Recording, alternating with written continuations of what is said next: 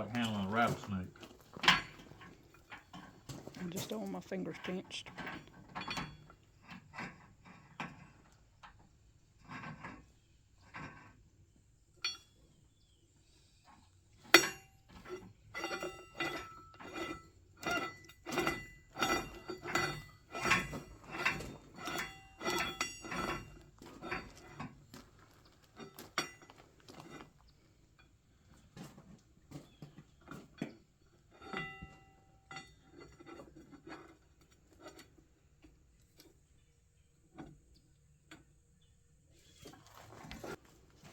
I'm gonna have enough chain. Yes. I'll have to put it together there. Come all the way around to here. Hello everybody, Danny Wanda back from Pecan Grove. We thought today we would just take you around, show you a little bit about what we've been doing in the last day or two around the farm here, and just kind of show you a day in the life of a homesteader. Our days are, the robins are flying over. Our days are never pre-planned or anything like that. I happened to go over to Deep South Homestead and I had some packages over there, and this is what I had. Ms. Vicky had sent us a couple of packages. Well, one of them was the Louisiana green sugar cane, and I was like, you know, I got the other cane way on the other side of the property over here. I said, I'm gonna start a new place of sugar cane.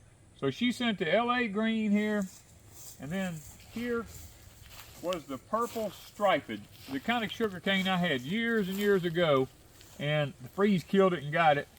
So I said, well, I'm gonna start me 2 patches of that here. And then there was another box there, and in the box there was 4 American filbert trees, or we call them hazelnuts. Some people call them filbert, some call them hazelnuts. So I decided, I told Wanda right then, I said, you know what, we got this little piece of pasture right back in here. I may chop down some of the pine trees eventually, because there's some pecans scattered around in it.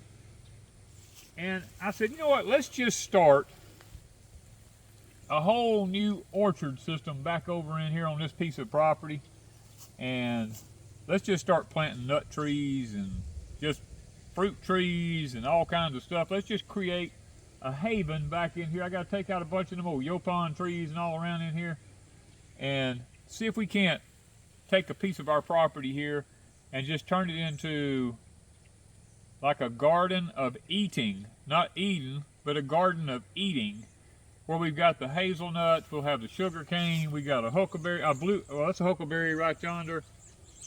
We got pecan trees. Look at the robin. Everywhere. They just keep coming. I love to watch the birds fly over. But, you know, just go ahead and just plant some pear trees, some apple trees, some peach trees, just all kinds of stuff back here on this piece of the property back in here.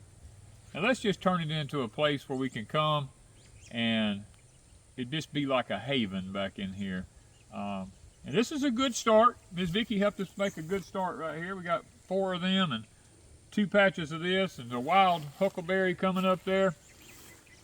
And we've already got our blueberries over here on the other side over here. We've already got a bunch of fruit trees over on that side of the property over here.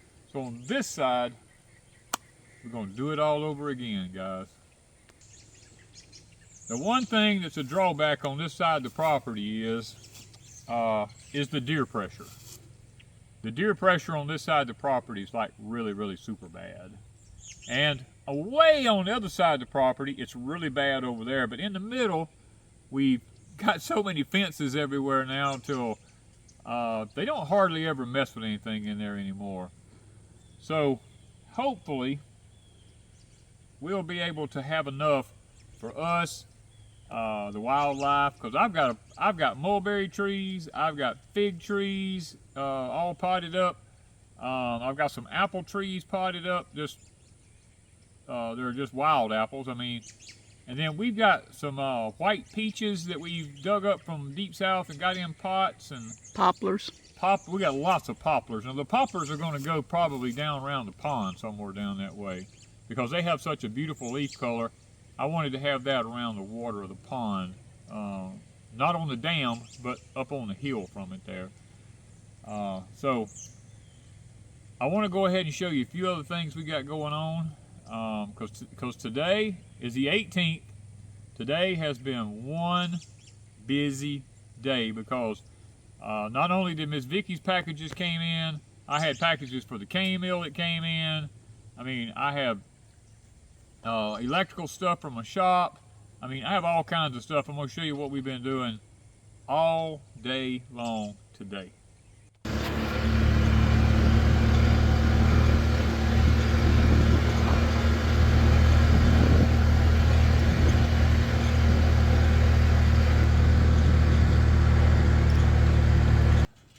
Okay guys, this is what I had ordered and finally got it in, and this morning that's what I've been busy out here doing, is trying to hold this big heavy joker up on here and get it keyed in, get the compression collar down on it and get it all tightened in, because this has to be level with this right here. They got to both be level. Me and Mr. Tim's got a few things we got to do. The original sprocket was about this big. It was about 11 inches. This one is almost 20 inches. Let's put it this way. What we have set up now is this thing has to turn 5.5 revolutions now to this turning 1 time. We originally had it where the cane was sucking through it pretty fast. Now that we've upped it to a 60-tooth sprocket, we should go a whole lot slower. I was going to test it today, but what we ran into is, since we went with a larger sprocket down here, the chain's coming in at a little bit different angle, and as I turn it, it's hitting the metal here. Mr. Tim's supposed to be coming, and we are going to have it marked out on the other side over here. We're going to be cutting all this out in here, up and around right here, so that we have more clearance for the chain in here. I couldn't hook the tractor up to it to see if it was going to, how much slower it was going to turn, because the chain was hitting right there. I didn't want to damage anything, so I'm waiting on Mr. Tim. When he gets a chance to come by, we're going to cut all this out, and we're going to be probably sinking some posts down in the ground here on each side of this and bolting this heavy I-beam here to those posts, so that and then hooking those posts to these posts, so that this is all one rigid unit here. I really believe by slowing this down as much as we're going to be slowing it down, that is going to help us really. Now, we won't be grinding the cane as fast as we ground it last time, but it will be a lot easier on the mill because the mill's turning a lot slower here based on the revolution of this right here. So that is one thing I've been doing today, is getting this all set up, getting ready for Mr. Tim when he comes, possibly tomorrow, and we're going to see if we can't get all this cut out right here and see if we can't get this thing back going. Now, I am going to have to build a new gasket system for it, because you can see the difference.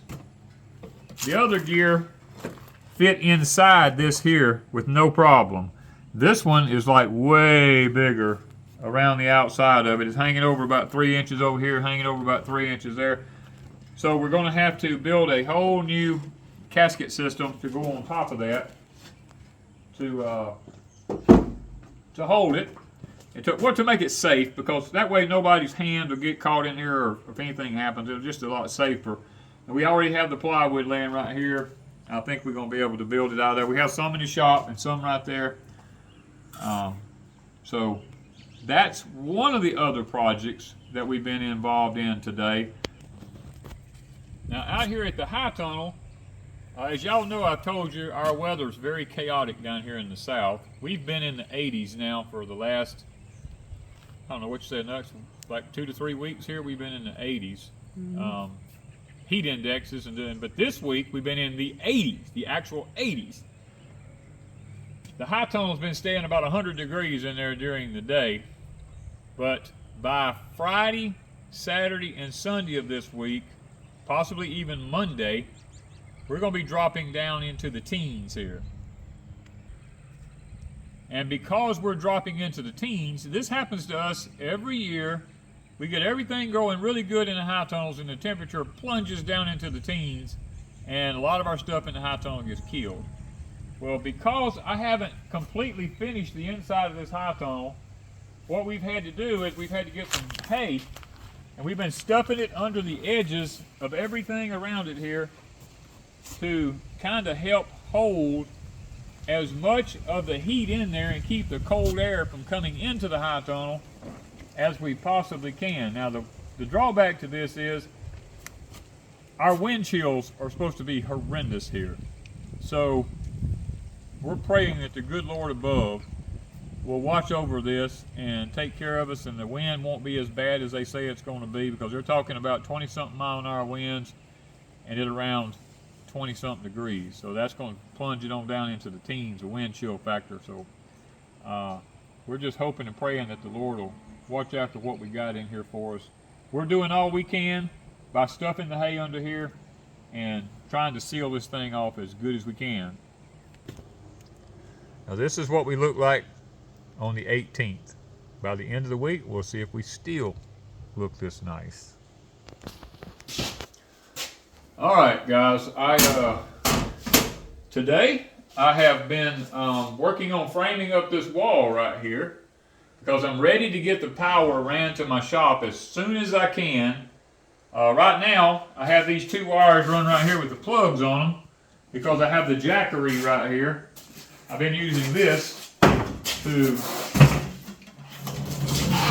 this has been power in the shop with them 2 plugs running right there. But I have my power box in now, waiting to get the underground cable purchased to come up and run inside the shop here, and see if we can't get some electricity start hooked up in here, and make it a lot where we can at least see in here, because we are having fits in here. Now the jackery is doing a fantastic job with lights. And today I was able to run the grinder, the lights, and everything off of the jackery here. And it was really a blessing, because it's been being kind of dark over here in the shop. Another thing I've cleaned out is over here. Let me see if I can get some lights in here, because I keep having, this is kind of a love-hate relationship with what I'm having to do here. The way I have it here, I have this, I'm trying to get this opened up where we can go completely through here now. We've had flooring for the house piled up in here. We've had all kinds of stuff. This lumber is still piled up in here. I've been using it to frame the walls up. I'm trying to get it where I can pull a trailer all the way through here to be able to, I got something I want to show you why we're going to pull the trailer through here. Okay, guys, what we see here, we have our citrus trees on wheels. This is something new that I'm going to try this year. I have my 16-foot trailer here. We're not using it very often. So what I've done is, when Chris was over visiting the other day, and I asked him could he help me load all my citrus trees up on this trailer, and because look, it's December the 18th and this stuff is blooming.